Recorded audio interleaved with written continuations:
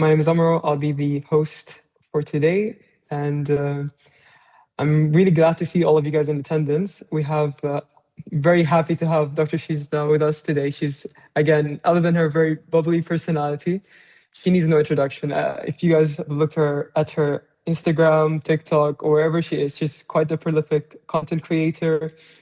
She graduated from the University of Ostrava in, again, Czech Republic, and she's now made it her journey to help others find their own path throughout life.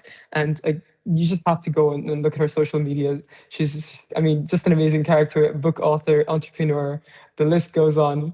But I'll let her carry it out, and you'll see what I'm talking about as she goes on. So if you can take it away, please. Hi, everyone. Thank you so much for the introduction. My name is Chichi. I graduated from the University of Ostrava last year, and I have started working in the UK NHS system. So I'll get into more of my story during the presentation anyway, but thank you so much for the introduction. I'll just share my screen. If I just can comment before, please, guys, take it as an opportunity to ask her questions. She is like a treasure mine of knowledge and experience. And just, I know people get shy with asking questions and they get anxiety, or maybe, should I ask this question or should I not? I always make it a rule to just ask one question. Just go for it. Someday it will help you down the line. Really, some people pay for this. So just go for it. Ask the question. You'll definitely benefit. So just wanted to say that, but please carry on. No question is a dumb question. And when I transitioned from Czech to the UK, I knew absolutely nothing. So trust me, we were the first year English students. So we literally figured it out from scratch. So there's no question you'll ask me that is a dumb question. Feel free to ask at the end. So this is residency in the NHS and also about my MBA journey in healthcare management. So who am I? My name is Dr. Chiedza Mudambi. People call me Dr. Chichi. I'm a first generation doctor. I'm based here in the UK, and I studied at the University of Ostrava in Czech Republic. During medical school, I founded a company called Med2B Consultants, and we help students from the UK and Europe get into medical school in the UK and Europe. So we work directly with schools from London, Essex area, as well as reaching people through social media. And we just helped with their application process, including interview preparations, including how to apply strategically, because a lot of people weren't getting in because of how they were applying, including personal statement adjustments and the lot. I also was working in UIMS as an education officer, so it's so nice to be back. And I was involved in research, audits, and electives. And I did a book. I authored a book for how to get into medical school based on sort of Med2B Consultants, which ended up being a bestseller. So that was exciting. After medical school, I directed a campaign called Your Hair and Your Health Matters campaign. We are located in Chatham High Street. I say we are because we're running it again this year. But it was over the period of about 3-4 months. And we were screening people for hypertension, diabetes, and obesity. So this was a group of GPs, nurses, and doctors and healthcare assistants. And I was doing the screening, but I was also directing the campaign. So that was sort of my first, I would say, directorship position that wasn't my own. I was sort of working with a company, but that was sort of my first insight into what it was like to manage something healthcare related. I then did 2 more electives in the UK. I did my ALS and I started locuming full time because I'm doing locums as rotas. So it's the same as sort of training, but as locum. And then I also started my MBA at a Russell Group University in healthcare management. And like I said before, Your Hair and Your Health campaign made me realize how much I wanted to do that. So that really gave me that push into that direction. And I'm likely going to be applying for training next year. So because I've just graduated and the time-wise, I didn't actually get to apply for training, and also I'm not 100% sure what I want to do in terms of speciality. Right now, it's leaning towards GP, maybe obstetrics and gynecology, but because I also have business interests, I'm really trying to figure out what I enjoy the most that incorporates everything that I love. So that's where I am right now. So what is residency in the UK? What is that?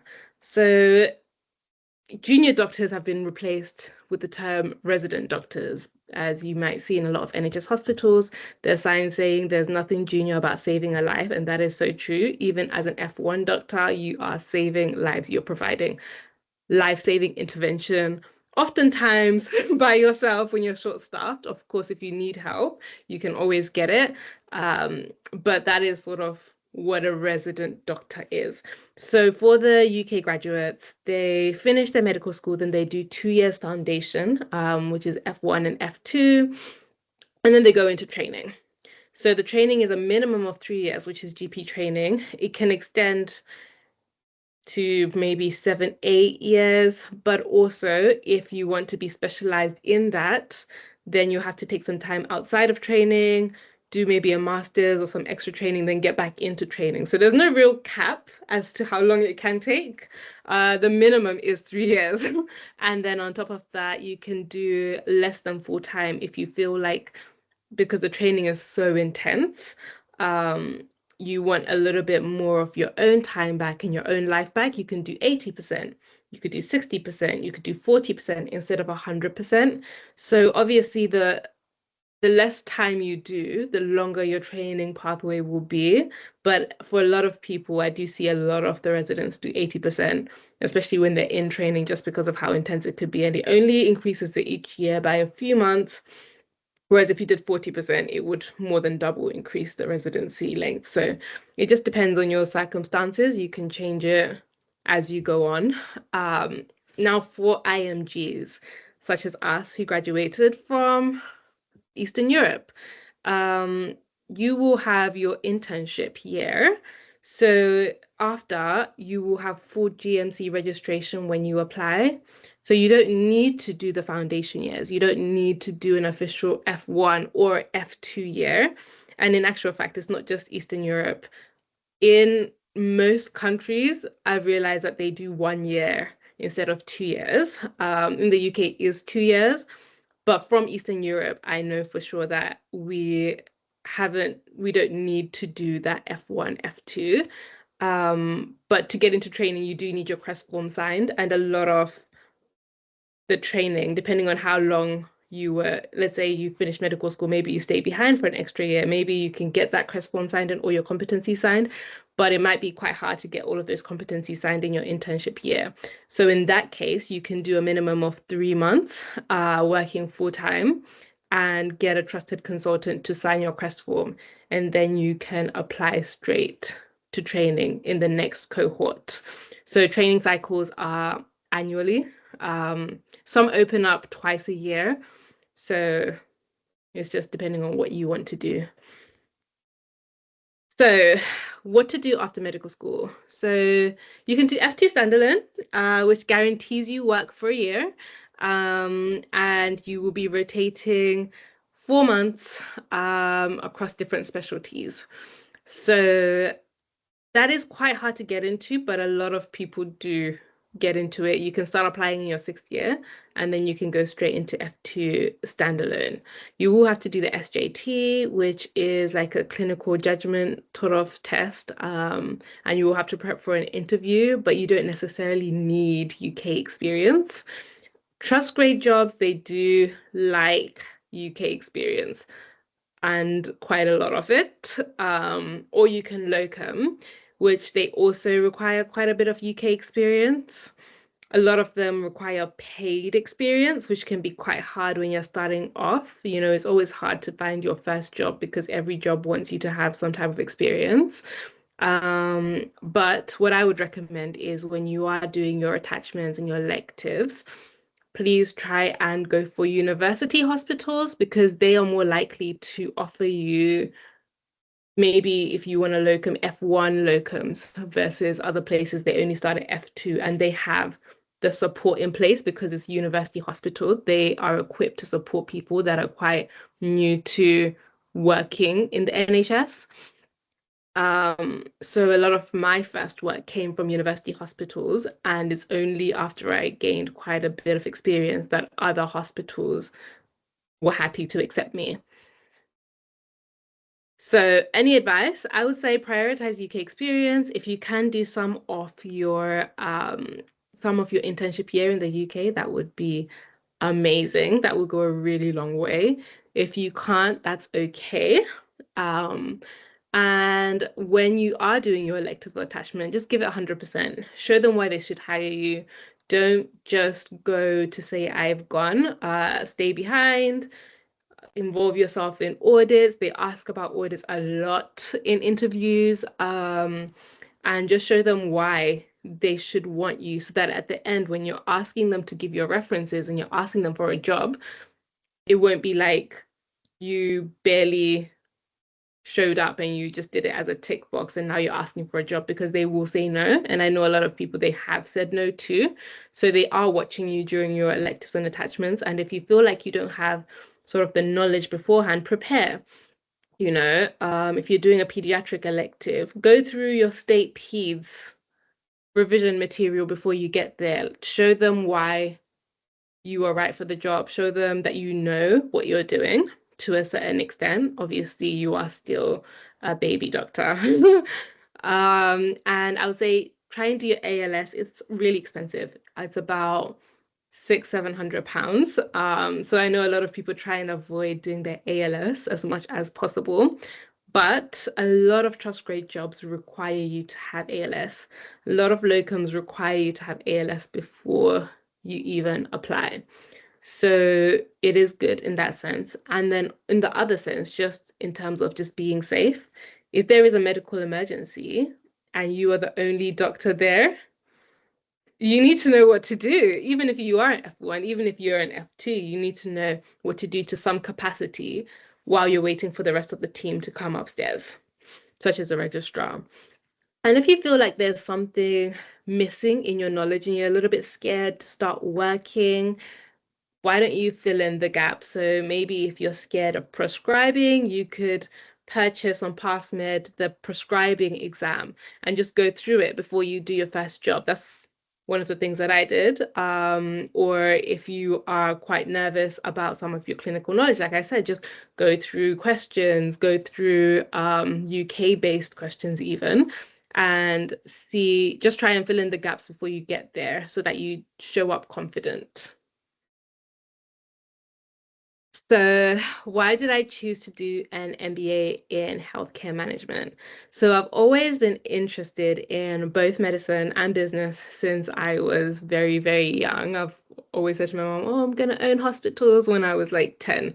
And when I was going to uni, I was considering, as much as I knew I wanted to do medicine, a part of me also wanted to apply as a backup to business.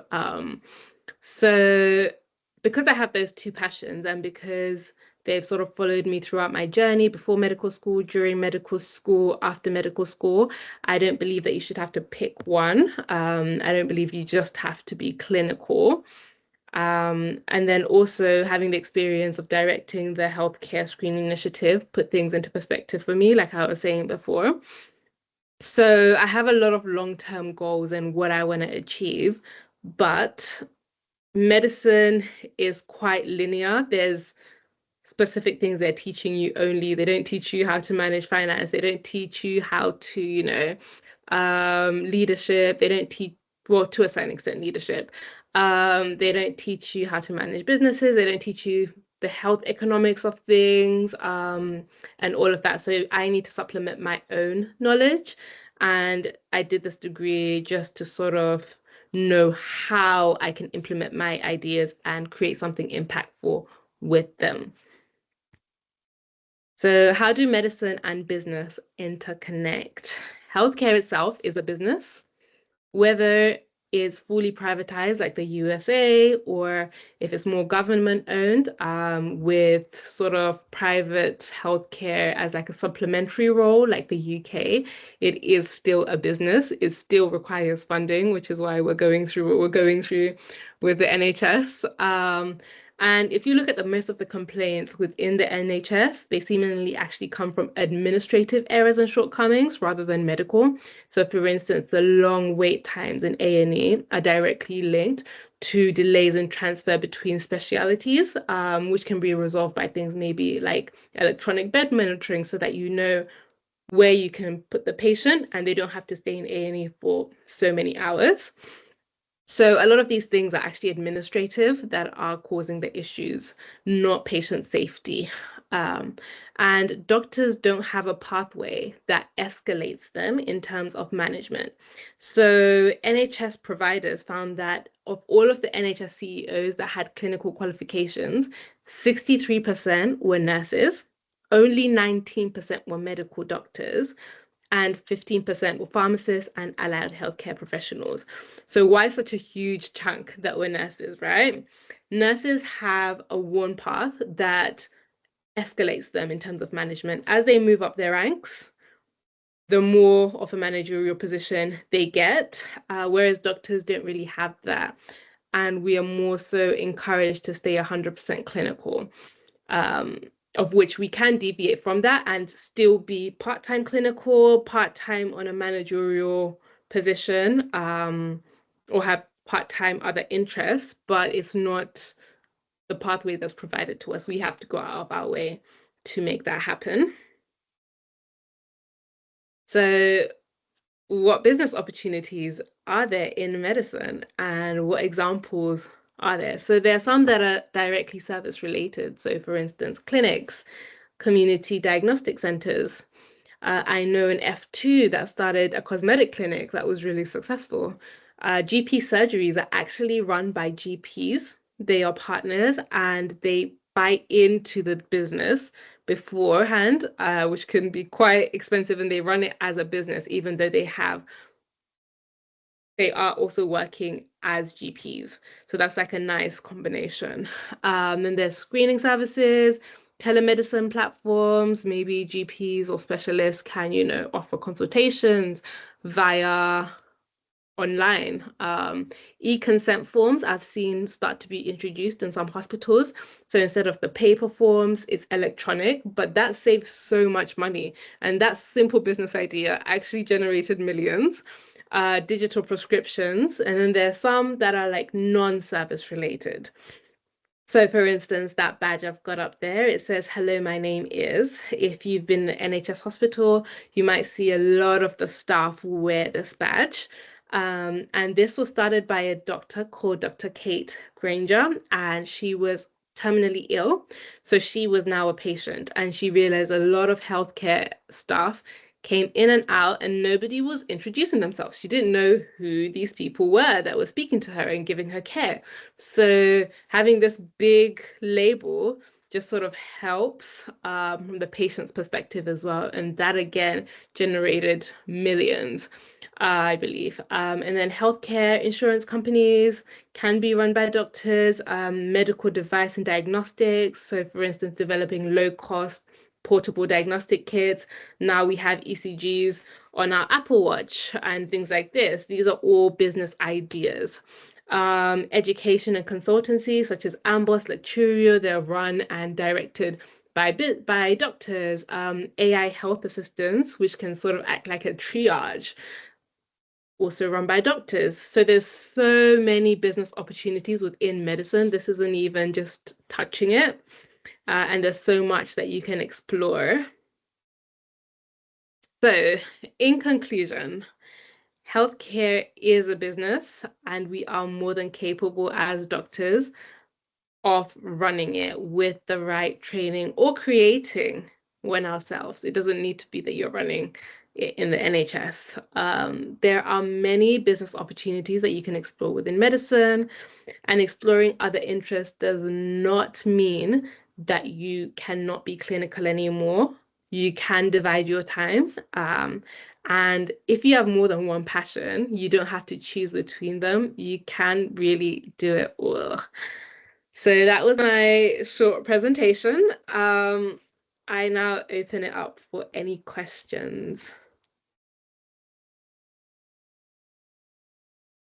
I hope what I said made sense. I hope somebody took something useful from this. And if you have any questions after this, just you can send me a DM. All right, so we can just contact you directly. Yes. All right. And again, guys, she has authored 2 books on this matter, so I think maybe definitely check them out for any other questions. And genuinely, it's been a pleasure to have you with us and to